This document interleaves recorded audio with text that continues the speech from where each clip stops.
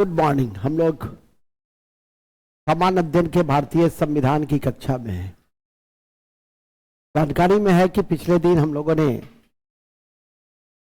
Polity के तहत इस महत्वपूर्ण खंड की परिचर्चा की है, वह संविधान क्या है, संविधान का विकास कैसे हुआ और इस क्रम में संविधान सभा और फिर संविधान की विशेषताओं के क्रम में जो संविधान के मुख्य स्रोत हैं, कहाँ से किन किन उपबंधों को लेकर हमने संविधान का निर्माण किया, महत्वपूर्ण अनुसूची, महत्वपूर्ण अनुच्छेद और फिर जो हमारा संविधान का जो उद्देश्य है, संविधान की जो आत्मा है, संविधान की जो कुंजी है, जिसे हम प्रस्तावना के रूप में जवाहरलाल नेहरू के शब्दों में कहें, उसकी संपूर्ण व्याख्या आपके स्तर के परीक्षा से थोड़ा सा ऊपर उठकर मैंने करने का प्रयास किया। इसी क्रम में फिर भाग एक जो संघ राज्य क्षेत्र से संबंधित है, उसकी भी समग्र जानकारी आपको दी गई। एक नया राज्य कैसे बनता है, किस अनुच्छेद के तहत बनता है, किसकी महत्वपूर्ण भूमिका होती है। जब देश को आज़ादी मिली तो 550 से अधिक देशी रियासत थे। सबसे बड़ी समस्या यह थी कि राज्य का कैसे पुनर्गठन किया जाए। एक राज्य, हालांकि कुछ समिति बनी, जैसे जेबीपी समिति बनी, धर समिति बनी, लेकिन भाषा के आधार पर राज्यों की मांग को ठुकरा दिया गया और इसी पृष्ठभूमि में रामालू का अनशन होता है और वो मर जाता है। आमरण अनशन, उसकी मृत्यु और उसके बाद भाषा के आधार पर पहला राज्य आंध्र प्रदेश और फिर राज्य पुनर्गठन आयोग फजल अली की अध्यक्षता में 1953 में, जिसने अपनी रिपोर्ट 1956 में दी और उसको लागू किया गया। 14 राज्य और 6 केंद्र शासित प्रदेश का गठन हुआ। आज की तारीख में 28 राज्य और 8 केंद्र शासित प्रदेश हैं। अनुच्छेद 1 से लेकर अनुच्छेद 4 तक की क्या भूमिका रही, संसद क्या काम करता है, राज्यों के निर्माण में, राज्यों के सीमा में परिवर्तन में, राज्यों के क्षेत्र के परिवर्तन में, उसके विषय में कल आप लोगों ने जानने का प्रयास किया। तो इसी क्रम में जो नए राज्यों का कालक्रम है उसको भी आप लोगों ने देखा। जब 14 राज्य और 6 केंद्र शासित प्रदेश बन गए तो फिर से एक नया प्रांत बना और वो था बॉम्बे प्रांत को तोड़ करके महाराष्ट्र और गुजरात। इसी कड़ी में नागालैंड और अंतिम राज्य के रूप में तेलंगाना। लेकिन एक राज्य का जो राजनीतिक अस्तित्व है उसको पूरी तरह से बदल दिया गया। 370 जो अनुच्छेद थे विशिष्ट, उस अनुच्छेद के द्वारा जो जम्मू कश्मीर को विशेष अधिकार प्राप्त थे उसको समाप्त कर दिया गया और जम्मू कश्मीर को 2 भागों में 2 केंद्र शासित प्रदेश में बांटा गया। अन्य राज्यों में भी कुछ विशिष्ट उपबंध हैं, जैसे अनुच्छेद 371, 371 पढ़े महाराष्ट्र में, और फिर नागालैंड से लेकर मणिपुर से लेकर ये उत्तर पूर्वी राज्य के क्षेत्रों में 371 ABCD का विशेष जो भविष्य की दृष्टि से काफी काम देगा। हमारी आज की कक्षा, कल मैंने बताया भी था कि हमारी आज की कक्षा मूल रूप से नागरिकता की कक्षा होगी, मूल अधिकार की कक्षा होगी। उसी पृष्ठभूमि में हम लोग आज नागरिकता का अध्ययन करेंगे। नागरिकता का यदि टेलर देखिए तो नागरिकता का टेलर यह है कि नागरिकता भाग 2 अनुच्छेद 5 से 11 में वर्णित है। एक ही नागरिकता की व्यवस्था हमारे देश में है जो हमने ब्रिटेन से प्राप्त किया है। ब्रिटेन के स्रोत के क्रम में इन बातों का भी जिक्र किया गया था।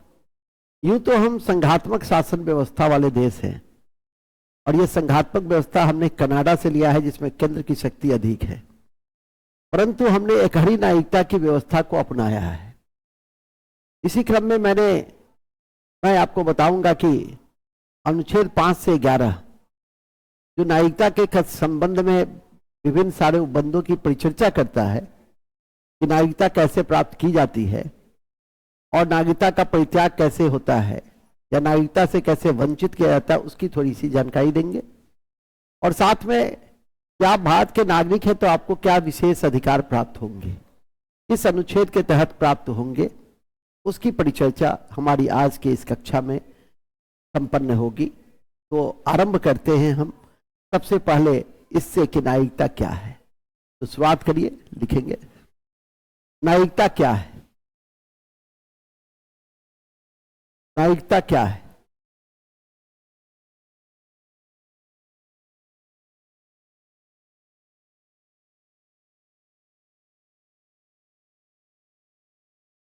न्यायिकता एक विशेष स्थिति, न्यायिकता उस देश के निवासियों के लिए, नागरिकता उस देश के निवासियों के लिए, उस देश के निवासियों के लिए, न्यायिकता उस देश के निवासियों के लिए एक विशेष स्थिति है, एक विशेष स्थिति है, एक विशेष स्थिति है,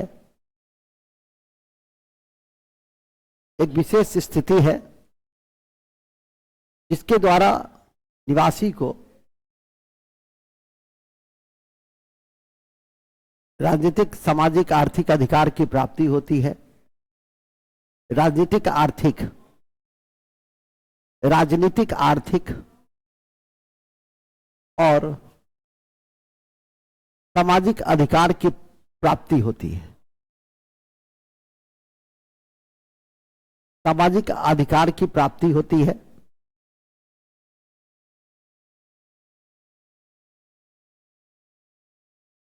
सामाजिक अधिकार की प्राप्ति होती है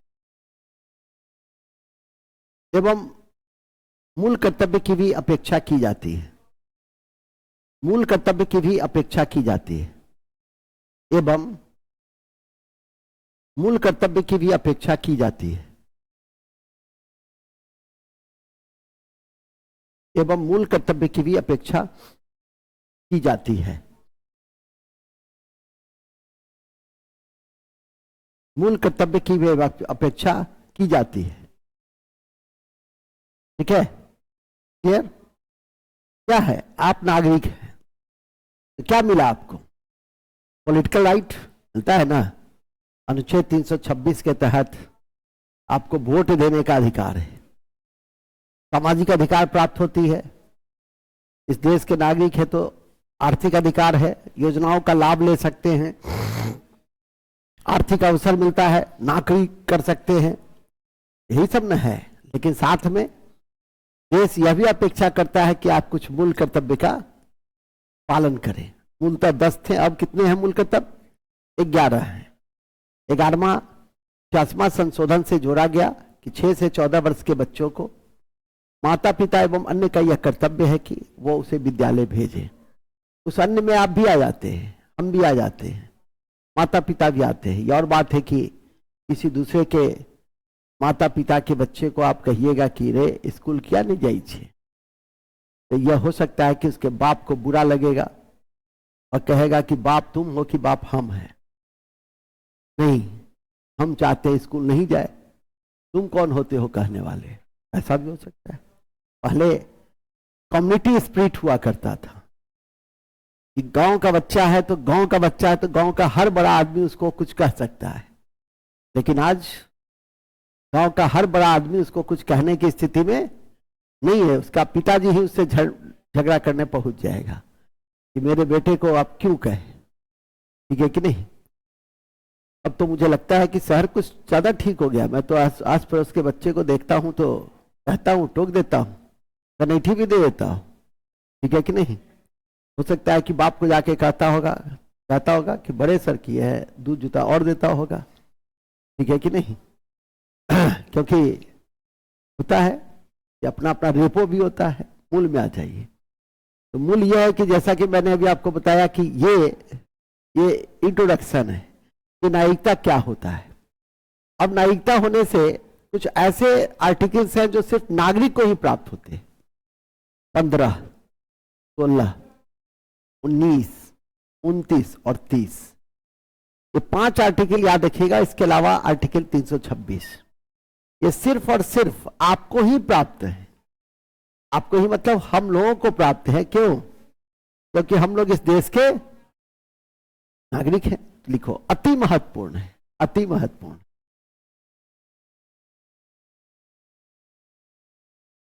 अति महत्वपूर्ण है। कुछ अधिकार सिर्फ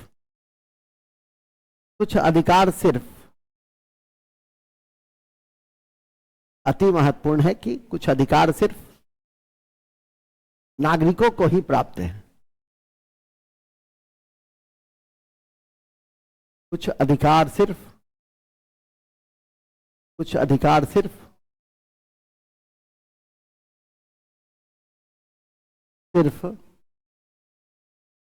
नागरिकों को ही प्राप्त है।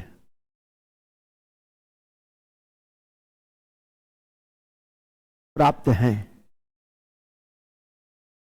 जैसे आर्टिकल 15, 16, 19, 29 और 30, 326।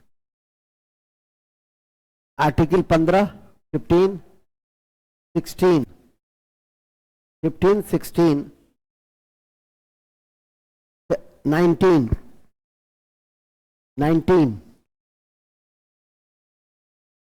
16, 19, 29 और 30।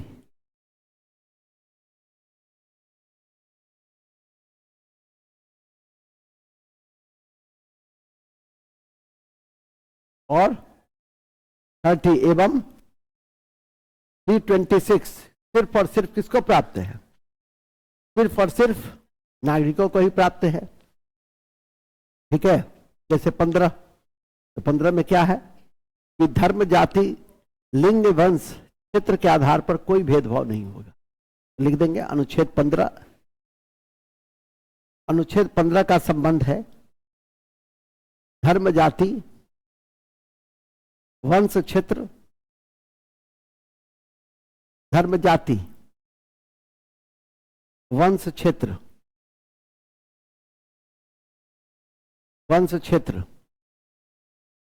के आधार पर कोई भेदभाव नहीं होगा।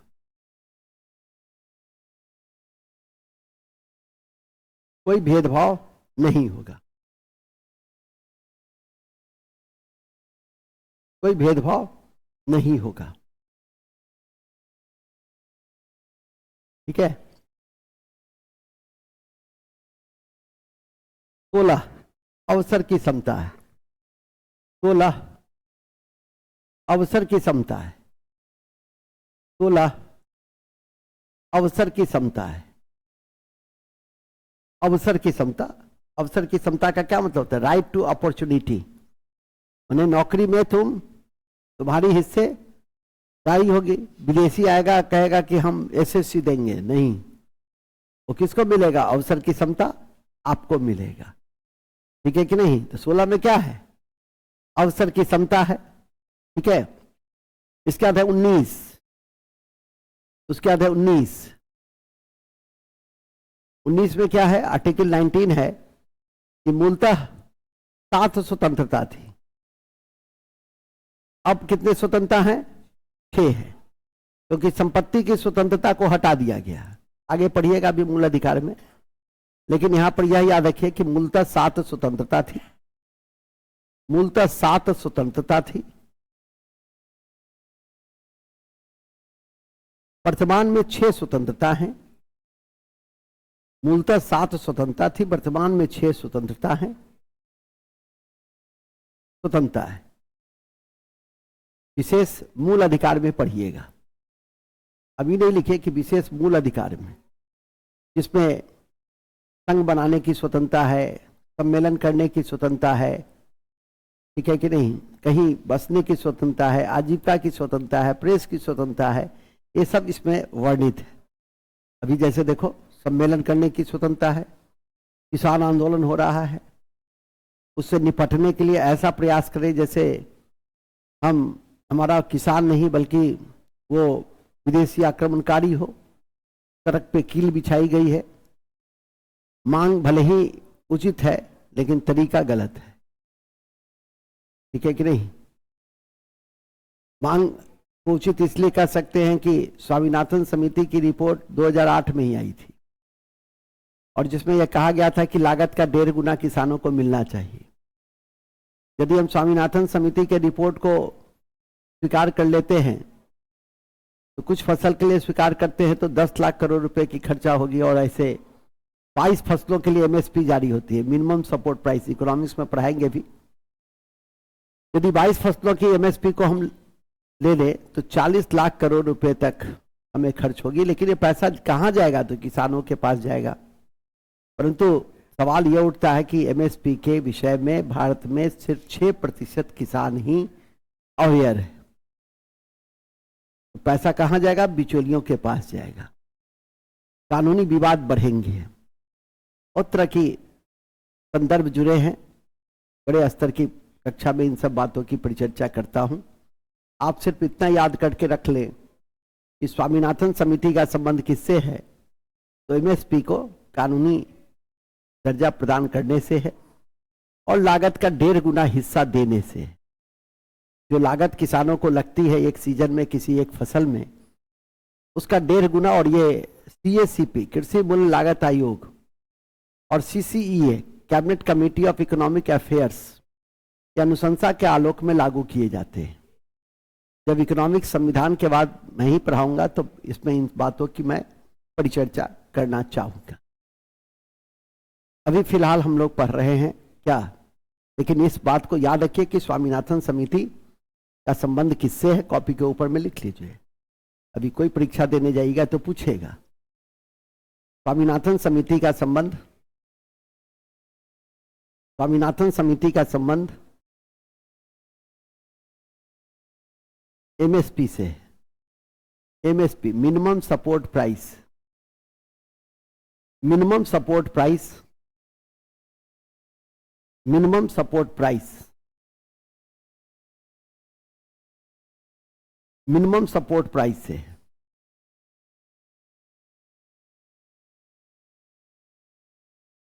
जो 22 फसलों के लिए जारी की जाती, जो 22 फसलों के लिए जारी की जाती,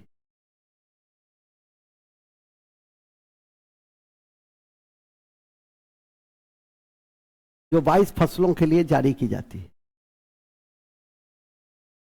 ठीक है?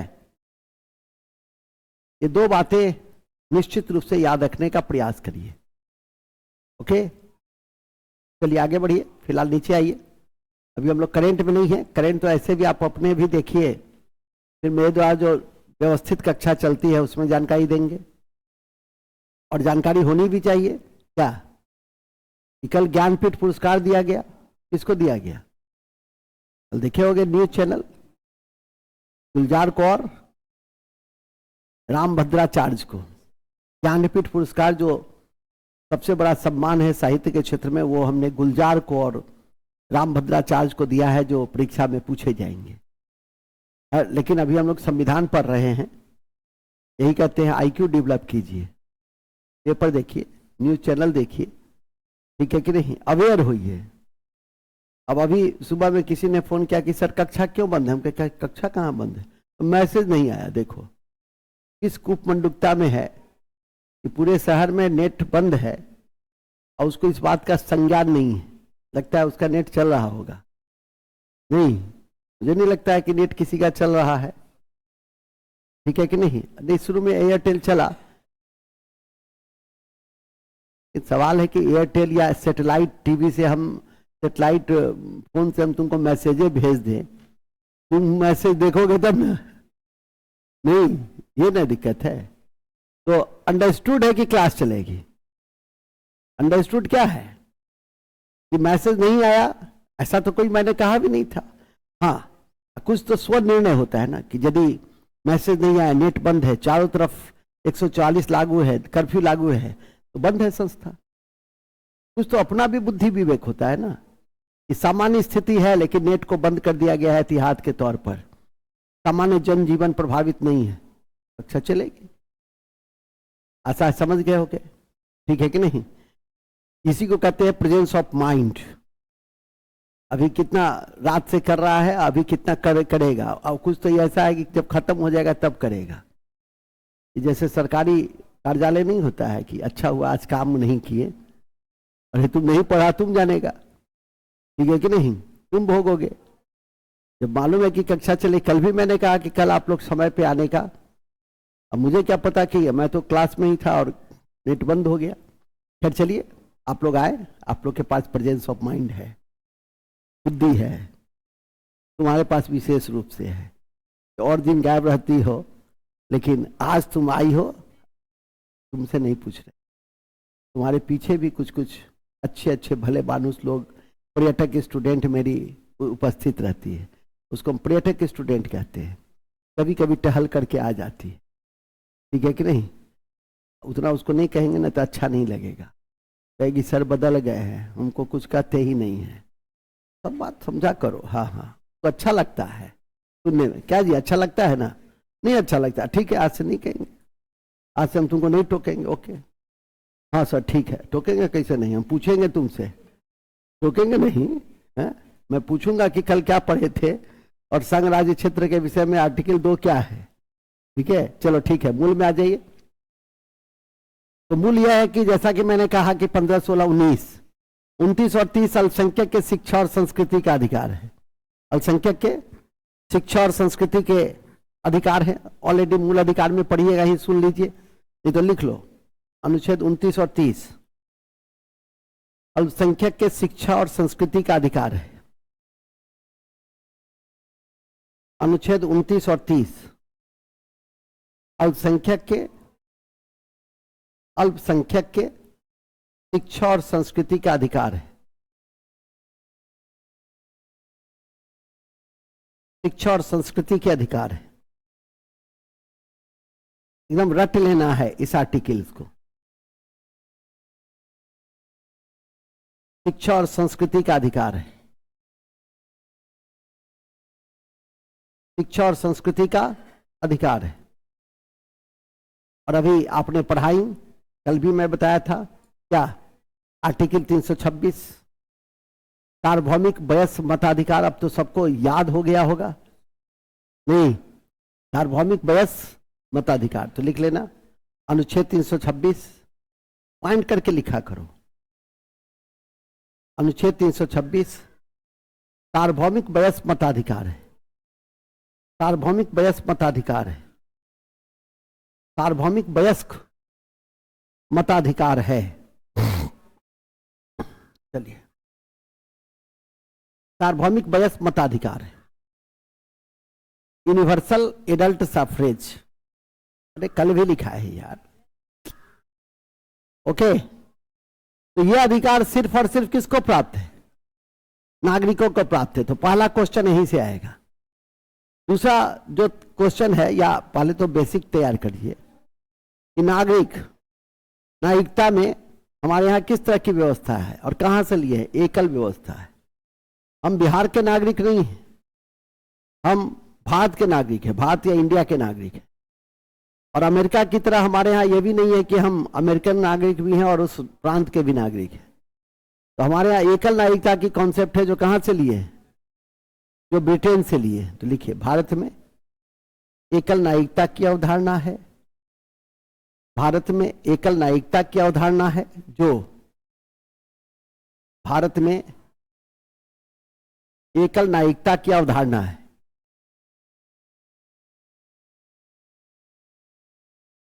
जो कहां से लिए हैं? ब्रिटेन से लिए। जो कहां से लिए हैं? ब्रिटेन से लिए, ब्रिटेन से लिए, ठीक है। हमारे यहां एकल नागरिकता है, अमेरिका की तरह हमारे यहां दोहरी नागरिकता नहीं है, इसको ध्यान रखिएगा। इसके अलावा हमारे यहां नागरिकता संबंधी जो अधिनियम है उसमें संशोधन, और वो कौन लाता है? संसद लाती है। तो लिखेंगे, भारत में नागरिकता संबंधी कानून बनाने की शक्ति, भारत में नागरिकता संबंधी कानून बनाने की शक्ति, नागरिकता संबंधी कानून बनाने की शक्ति कानून बनाने की शक्ति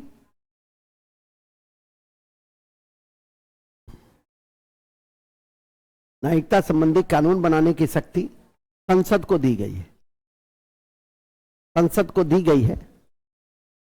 और इस कड़ी में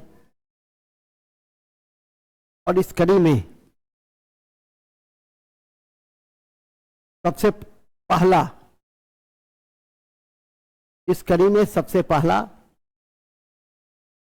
न्यायिकता संबंधी अधिनियम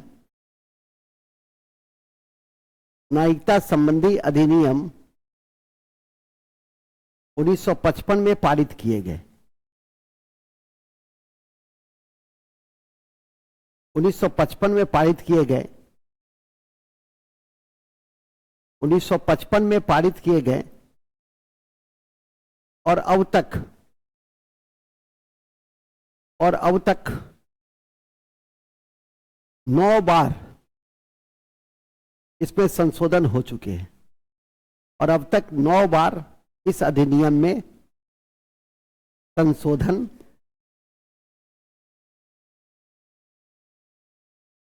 संशोधन किए जा चुके हैं। ठीक है,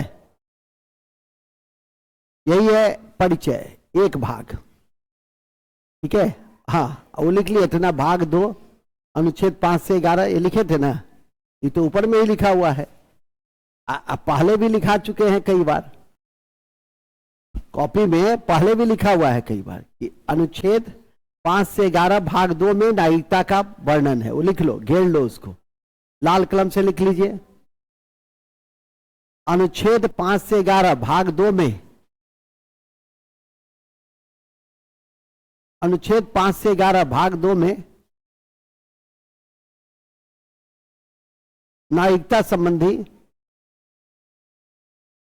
संबंधी वर्णन है। ठीक है, चलिए, याद हुआ? फिर से बोलिए, एक बार बोलिए, एक आदमी उठ करके बोलो जी। अंकित, तुम ही बोलो। कौन बोलेगा? तुम बोलो जी। बच्ची तुम बोलो, उठो। क्या क्या लिखी? लिखी कि नहीं लिखी? नहीं लिखी। तुम लिखी पूरा? बोलो।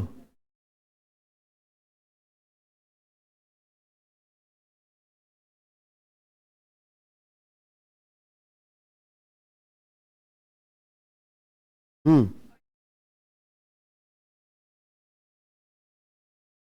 हम्म हम्म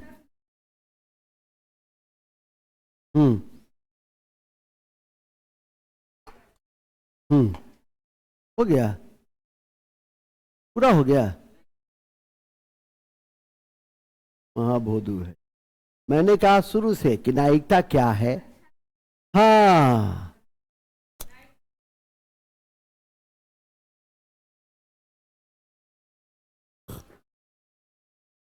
हाँ, हम्म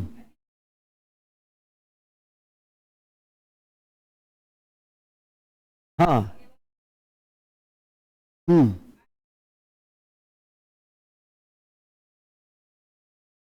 हम्म हम्म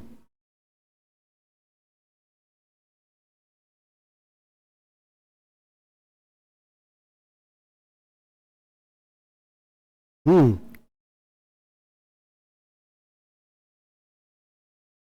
वेरी गुड, हो गया। चलो ठीक, लिखी। याद हुआ कुछ? हाँ, अच्छा, उससे पूछते हैं। उठो जी, क्या नाम है इसका? उठो।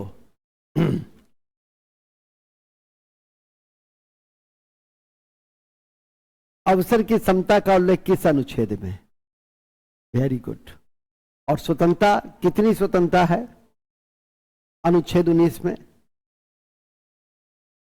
वेरी गुड, बैठो, तब पढ़ती है ये। तो तुम उठो जी, उठिए।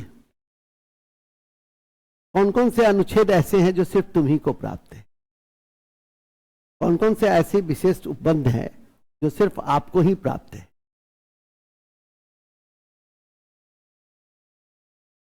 30 राइट, 29 क्या क्या है सब में, क्या उपबंध है? 15 में क्या है?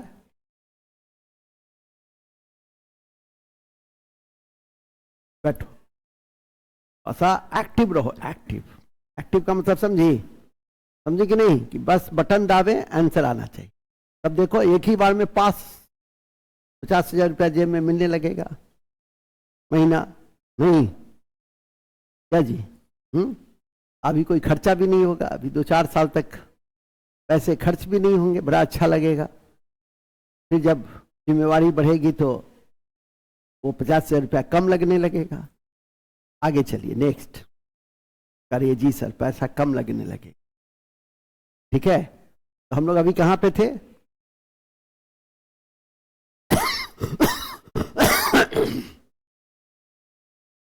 हम लोग अभी थे नागरिकता में। अब सुनो इसका दूसरा एंगल कि नागरिकता कैसे प्राप्त होता है और नागरिकता कैसे त्यागा जाता है। पॉइंट में याद रखना है, जो क्वेश्चन पूछे जाते हैं वो यहीं से पूछे जाते हैं। ठीक है, जो भी रहेगा वो यहीं से रहेगा। इसके अलावा भी बहुत सारी चीजें, जैसे चुनाव लड़ने का अधिकार है, संवैधानिक पदों पे जाने का अधिकार है। मैंने उन बिंदुओं की चर्चा की है जो समान रूप से पूछे जाते हैं, उस पर आप नजर करके रखिए कि नागरिकता होने की क्या विशिष्ट स्थिति है। तो विशिष्ट स्थिति है ना, 15, 16, 19, 29, 30, 326, ये सब क्या है? विशिष्ट स्थिति। कुछ मूल कर्तव्य की भी अपेक्षा है, और मूल कर्तव्य का वर्णन 51 क, अनुच्छेद 51 क और भाग 4 क में उल्लिखित है, जो कहां से लिए गए हैं?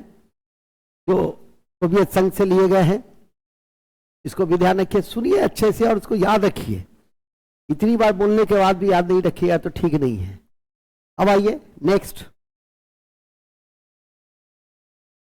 नागरिकता अधिनियम जो 1955 है, उससे हम नागरिकता कैसे, किस किस स्थिति में हमको नागरिकता प्राप्त होती है? आपको कैसे मिला, हमको कैसे मिला? जन्म से मिला, दूसरा वंश से मिलता है। ठीक है कि नहीं? तो लिखिए, नागरिकता अधिनियम 1955 के तहत, नागरिकता अधिनियम 1955 के तहत, 1955 के तहत, नागरिकता अधिनियम 1955 के तहत निम्नलिखित आधार पर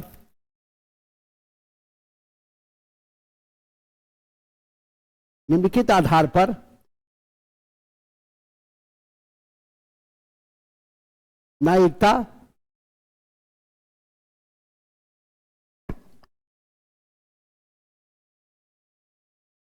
प्राप्त की जा सकती है। नागरिकता प्राप्त की जा सकती है।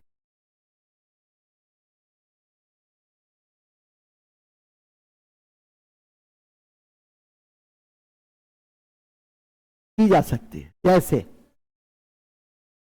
जैसे जन्म से, जन्म से लिखो।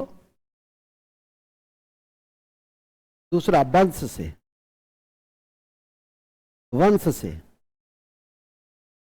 तीसरा पंजीकरण से, रजिस्ट्रेशन से भी होता है, पंजीकरण से।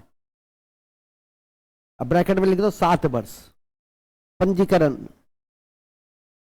7 वर्ष। चौथा प्राकृतिक रूप से, प्राकृतिक रूप से, प्राकृतिक रूप से और क्षेत्र के मिलाने से, और क्षेत्र के मिलाने से। मान लिया नेपाल को मिला लिए तो नेपाल कितना राज्य हो जाएगा? 29वां।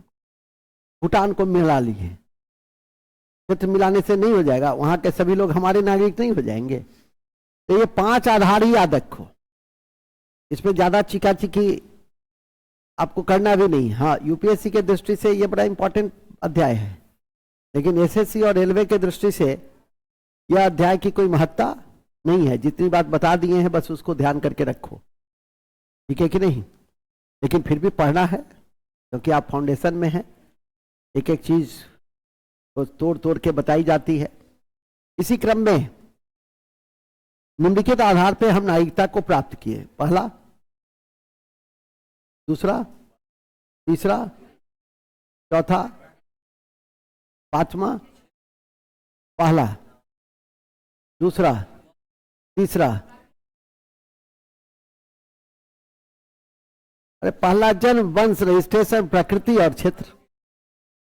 फटाक से तो चाहिए, इसी 5 शब्द को तो याद रखना है, ठीक है कि नहीं? उसको देख लेना है। चलो अब इसके आर्टिकल्स को भविष्य के दृष्टि से ध्यान रखिएगा।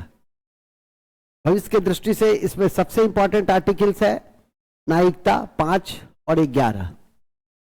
जो संसद विधि के द्वारा न्यायिकता अधिनियम बनाएगा वो 11 याद रख सकते हैं, 5 याद रख सकते हैं। और भविष्य के दृष्टि से, भविष्य मतलब आईएएस बनने का मन हो गया, सिर्फ मन होने से नहीं ना होगा, के अनुरूप अपने आप को तैयार करना होगा, ठीक है कि नहीं? तो ये सारे आर्टिकल्स आपके लिए क्या हो जाते हैं? महत्वपूर्ण हो जाते हैं। लेकिन वर्तमान के दृष्टि से आपको जितना लिखाए, जितना समझाए, जितना बुझाए और जितना दिखा रहे हैं उतना कमांड कर लो। क्लियर? अब आ जाइए, उसमें नोट में लिख दो, नोट में आर्टिकल 5 नोट लिखो ना, नोट। आर्टिकल 5 न्यायिकता से संबंधित है और 11 और आर्टिकल 11 और आर्टिकल 11 का संबंध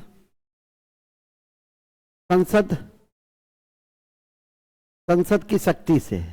न्यायिकता के संदर्भ में, न्यायिकता के संदर्भ में संसद की शक्ति से, न्यायिकता के संदर्भ में संसद की शक्ति से।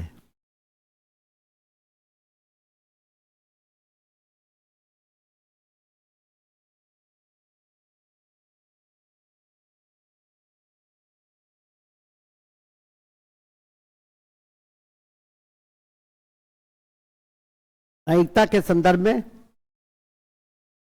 किसे है? चलिए अब न्यायिकता को हटाया कैसे जा सकता है? तो न्यायिकता को हटाने की 3 विधियां हैं मुख्य रूप से। यह हट सकता है कैसे? तो पहला तो यही है, स्वेच्छा से। नहीं, अब आपकी शादी हो गई विदेश में, कैटरीना कैफ से, अमेरिका में। अब यहाँ का जैकिसुनवा हो गया जैक्सन। वहां पहले तो जैकिसुनवा जैकुसन होगा, अमेरिका जाएगा तो मिस्टर जेके हो जाएगा, जेके से जैक्सन हो जाएगा, मतलब पूरा ट्रांसफॉर्मेशन हो गया। तो क्या करेगा? स्वेच्छा से उसको अब अमेरिका छोड़ के वो दौरा बोराम में रहने का इच्छा होगा, वो सोचेगा कि अब भागते भूखती लौंगोटी अब यही रहेंगे, तो रहेगा, ठीक है कि नहीं? तो स्वेच्छा से क्या करेगा? त्याग कर देगा। तो लिखिए स्वेच्छा से, स्वेच्छा से ऐसे लिखो, न्यायिकता निम्नलिखित आधार पर समाप्त होती है। न्यायिकता निम्नलिखित आधार पर समाप्त होती है। नागरिकता निम्नलिखित आधार पर समाप्त होती है। नागरिकता निम्नलिखित आधार पर समाप्त होती है।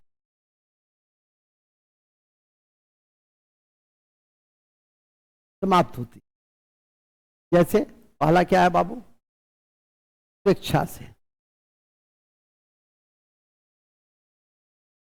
एक तो स्वेच्छा से आप कर दीजिए सर्टेन टाइम के भीतर, और दूसरा है कि टर्मिनेशन।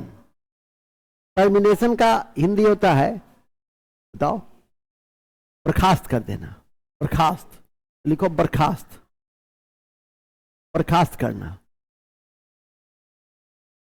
बर्खास्त लिखो ना, बर्खास्त या टर्मिनेशन, जो तुम जिस भाषा में तुम लिख सकती हो या लिख सकते हो लिख लीजिए। टर्मिनेशन या बर्खास्त। ये क्या कब होता है? कि जब आप किसी अन्य देश की नागरिकता प्राप्त कर ली है और लंबे काल तक रखे हुए हैं और सरकार के संज्ञान में आ गया, तो आपको क्या करेगा? वो बर्खास्त कर देगा, ठीक है कि नहीं? तो ये होती है बर्खास्तगी। समझना है कि किसी अन्य देश की नागरिकता प्राप्त करने की स्थिति में हम आपको नागरिकता से क्या कर सकते हैं? बर्खास्त हटा सकते हैं उसको। अब तीसरा है वंचित करना। वंचित करना,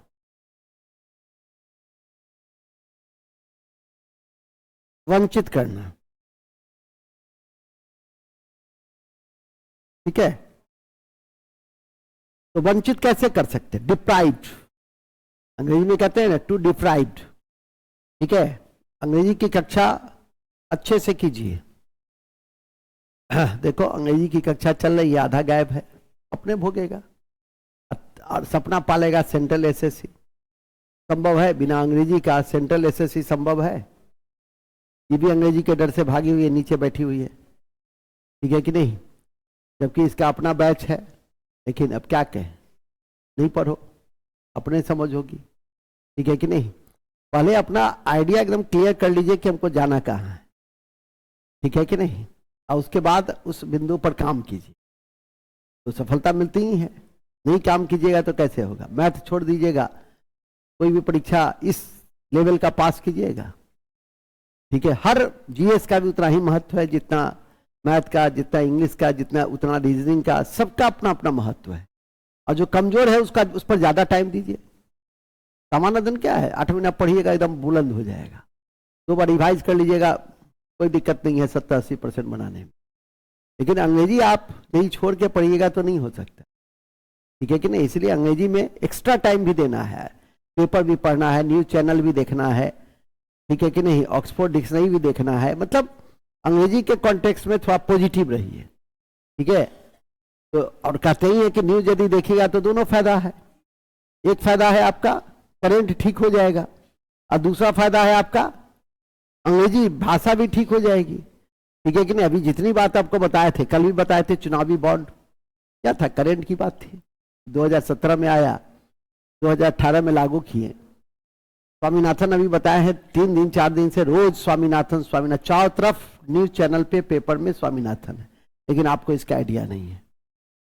नहीं तो कहने का अभिप्राय है कि थोड़ा सा पॉजिटिव हुई है। चलिए खैर मूल में आइए। मूल यह है कि जैसा कि मैंने अभी आपको, कमलेश जी धूप चला दीजिए तो पूरा अच्छे से साफ करवाइए, केवल बुनिया का गंध आ रहा है, ठीक है कि नहीं? अब मेरे ही साइड में ज्यादा आ रहा है नहीं, थोड़ा सा दूसरे टाइप का आ रहा है।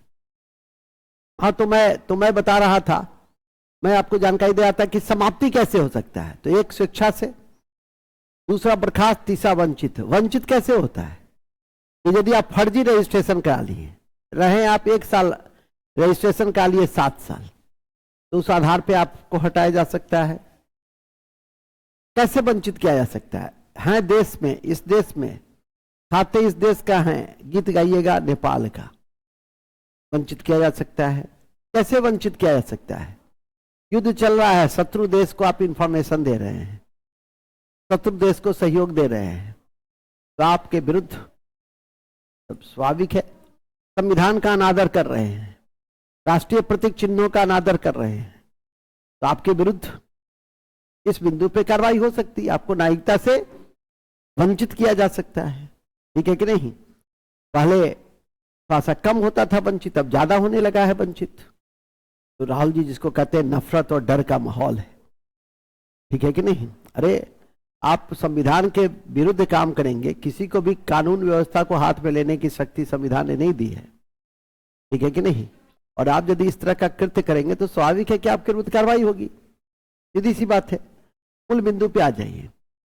मूल बिंदु यह है कि यही 3 आधार है, और 3 आधार में समझ में आ गई ना वंचित कैसे होता है।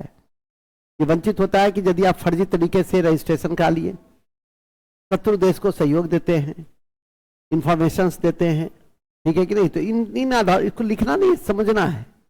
तो इस आधार पे आपको नागरिकता से वंचित किया जा सकता है। खत्म। अब 2 बिंदु और है, नोट, जिसको हम कहते हैं बूस्टर फैक्ट।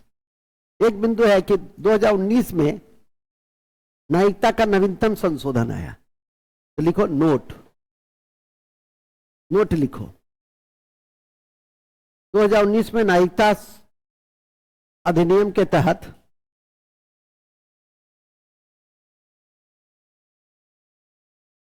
नागरिकता अधिनियम के तहत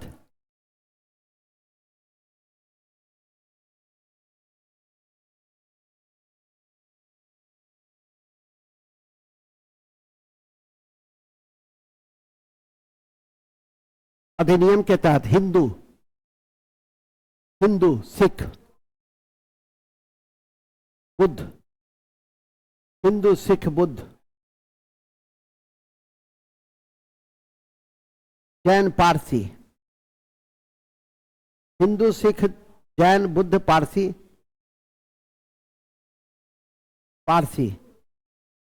जो पाकिस्तान, अफगानिस्तान और बांग्लादेश से, जो पाकिस्तान,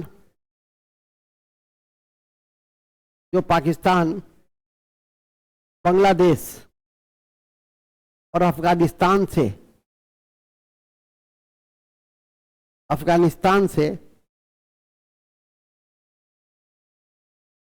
31 दिसंबर 2014 से पूर्व आए, 31 दिसंबर 2014 से पहले भारत में आए हैं, 31 दिसंबर 2014 से पहले भारत में आए हैं, 31 दिसंबर 2014 से पहले भारत में आए हैं, उन्हें नागरिकता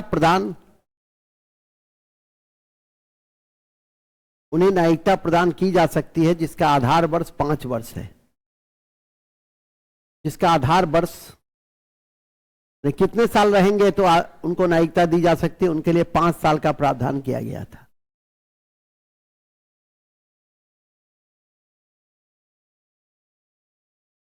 ठीक है,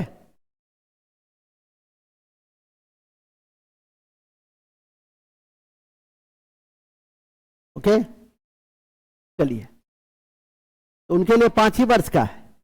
ये जो अल्पसंख्यक थे तो वहां पाकिस्तान, बांग्लादेश, अफगानिस्तान में, तो जो जिसको लेकर बहुत बड़ा आंदोलन भी हुआ, मुसलमानों ने विरोध भी किया, हालांकि उससे उसका कोई लेना देना नहीं था, क्योंकि वो तो वहां बहुसंख्यक में थे, वो तो वहां के अल्पसंख्यक के लिए, यदि उन देशों के अल्पसंख्यक को ऐसा लगता है कि मेरा यहाँ रहना दुर्भर है, तो भारत ने एक ऑप्शन दिया कि आप इंडिया में 2014 से पहले आए, 5 साल रहे, तो आपको हम नागरिकता स्पेशल ऑफर के तहत देंगे। ठीक है कि नहीं?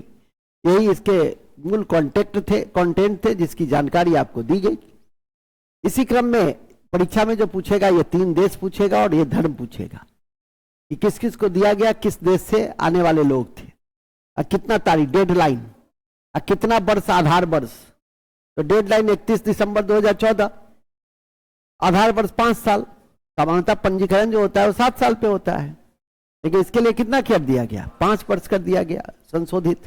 और दूसरा पॉइंट है कि यदि आप कितने साल बाहर रहे सरकार को बिना सूचना दिए हुए, तो आपकी नागरिकता वंचित हो सकती है।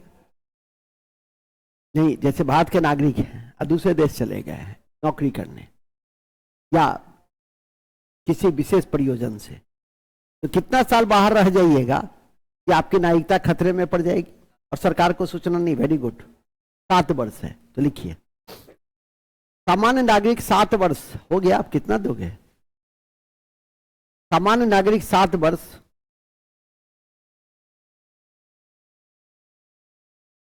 सामान्य नागरिक 7 वर्ष यदि बाहर रह जाता है, यदि बाहर रह जाता है, यदि बाहर रह जाता है तो उसे नागरिकता से वंचित होना पड़ता है। तो उसे नागरिकता से वंचित होना पड़ता है।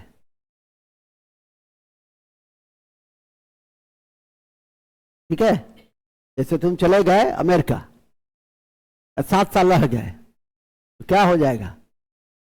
खत्म। वहां का मिलेगा कि नहीं मिलेगा वो तो बात की बात है। पहले तो यहां का चला जाएगा, पहले वहां का मिले ना मिले तो बात, पहले यहां का क्या होगा, तुम्हारा चला जाएगा। यह है तीसरा लास्ट, चुनावी समिति का संबंध। क्या चीज? बिल्कुल बिल्कुल हट गया। रहने का प्लान है क्या तुम्हारा? नहीं ना प्लान है तो 7 साल लिखो ना चुपचाप। बहुत सारे संदर्भों में शब्दों का खेल नहीं खेलना चाहिए। 7 वर्ष मीन्स 7 वर्ष, खत्म। ओके ठीक है, होता है ना, ये सब शब्दों का खेल है संविधान में। हो सकता है, होना पड़ेगा, किया जा सकता है, ठीक है, ये सब प्रशासनिक भाषा है। तुम तो जानते हो इस भाषा के हम मास्टर हैं, इसलिए समझा। तुमको केवल याद रखना है 7 वर्ष, बाहर न्यायिकता खत्म हो सकता है। हो सकता है मतलब नहीं भी हो सकता है, हो गया। तुमको याद रखना है 7 वर्ष, खत्म। इसके बाद आइए लास्ट, सिंधवी समिति। सिंधवी समिति, सिंधवी समिति का संबंध, सिंधवी, सिंधवी नहीं लिखना जानते हो, मैं लिख देता हूं, रुको। सिंधवी, सिंधवी हो गया। सिंधवी समिति का संबंध वैसे व्यक्ति की दोहरी न्यायिकता से है, वैसे व्यक्ति की दोहरी न्यायिकता से है, वैसे व्यक्ति की दोहरी न्यायिकता से है जो, वैसे व्यक्ति की दोहरी न्यायिकता से है जो जो भारतीय मूल का देश के बाहर है। भारतीय मूल का व्यक्ति है, देश का बाहर, देश के बाहर है। भारतीय मूल का व्यक्ति है, देश के बाहर है।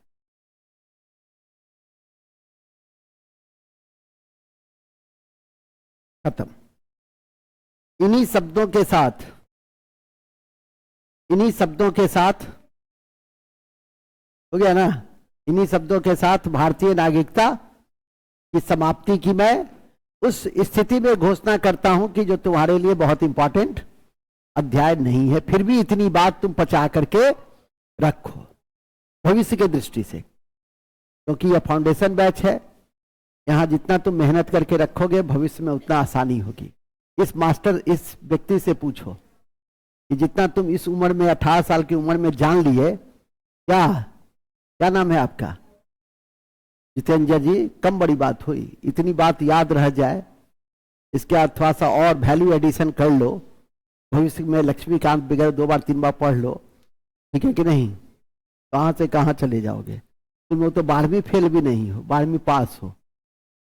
आशा है समझ गए होगे कि कुछ भी कर सकते हो। आगे चलें, नेक्स्ट। लेकिन तुम जो कहोगी कि भाई का परीक्षा है, अब भौजाई का परीक्षा है, तो भाई भौजाओं के चक्कर में बर्बाद हो जाओगी। क्लास कभी नहीं छूटना चाहिए। 3 घंटा 4 घंटा का तो बात है, कैसे भी हो, कितनी भी कठिनाई हो, क्लास कर लो तो तुम्हारा दिन भर भी लगता होगा चलो कुछ काम किए, ठीक है कि नहीं? तो अच्छा है, उसको थोड़ा सा ध्यान रखिए।